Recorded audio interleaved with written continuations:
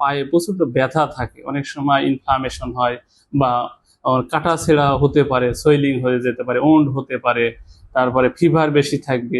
আমাদের এই হিট স্ট্রোকের এই লক্ষণগুলো যখন আমরা দেখব অ্যানিমেল, তখন আমরা সঙ্গে সঙ্গে যে কাজটা করব সেটা হচ্ছে তাকে প্রচুর পরিমাণে ওরাল স্যালাইন আমরা পানির সাথে মিক্সার করে খাওয়াবো। আমি ডাক্তার মোহাম্মদ খায়রুল ইসলাম, প্রভাষক, মেডিসিন অ্যান্ড পাবলিক হেলথ বিভাগ, শেরেবাংলা কৃষি বিশ্ববিদ্যালয়। প্রথমত কুরবানির হাটে গরুগুলা যে ঢাকা শহরে, মেনলি ঢাকা শহরে যে গরুগুলি আসে বা বিভিন্ন প্রাণীগুলি আছে, গরু ছাড়াও দেখা যাবে যে ছাগল, ভেড়া, মহিষ আসতেছে। বাংলাদেশের গ্রাম অঞ্চল থেকে ঢাকা শহরে আসতে নর্মালি 10 থেকে 12 ঘন্টা সময় লাগে, বা এর চেয়ে দেখা যায় জ্যাম হলে এর চেয়ে বেশি সময়ও লাগতে পারে। আর এখন যেহেতু মে মাস, এখন প্রচণ্ড তাপমাত্রা বেশি, বডি টেম্পারেচার নর্মালি অ্যানিমেলে বেড়ে যাবে। তো সেই ক্ষেত্রে তার যখন 10 থেকে 12 ঘন্টা সে কিন্তু স্ট্যান্ডিং অবস্থায় বা দাঁড়ানো অবস্থায় আসতেছে, এই দাঁড়ানো অবস্থায় আসার ফলে তার যেটা হয়, সেটা সবচেয়ে ফার্স্ট যেটা হয় সেটা হলো তার বডির টেম্পারেচার বেড়ে যায়। তো বডি টেম্পারেচার বেড়ে গেলে তার শ্বাস প্রশ্বাস বেড়ে যাবে, রেসপিরেটরি রেট বেড়ে যাবে। রেসপিরেটরি রেট বেড়ে গেলে তখন দেখা যায় তার ডিহাইড্রেশন লেভেলটা বেড়ে যায়।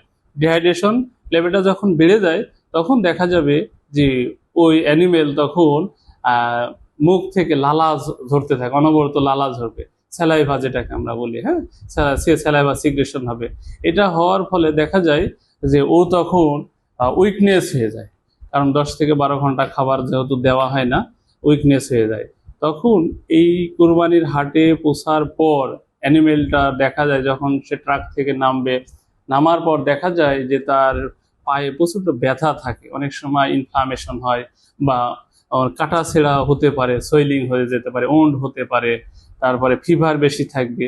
আমাদের এই হিট স্ট্রোকের এই লক্ষণগুলো যখন আমরা দেখব অ্যানিমেল, তখন আমরা সঙ্গে সঙ্গে যে কাজটা করব সেটা হচ্ছে তাকে প্রচুর পরিমাণে ওরাল স্যালাইন আমরা পানির সাথে মিক্সার করে খাওয়াবো।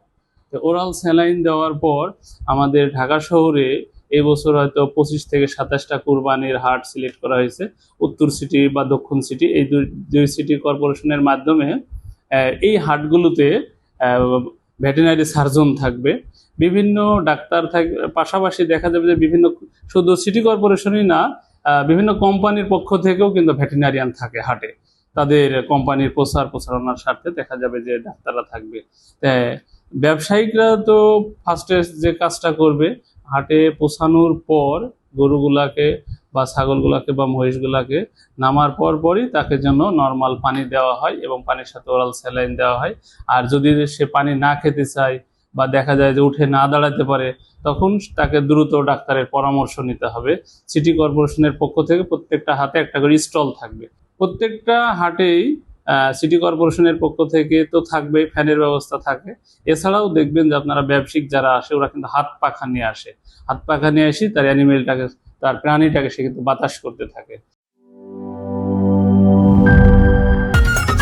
ঈদ লাগছে মনে, খুশির জোয়ার সব খানে, আর ঈদ লাগছে মনে, বিকাশ পেমেন্ট সব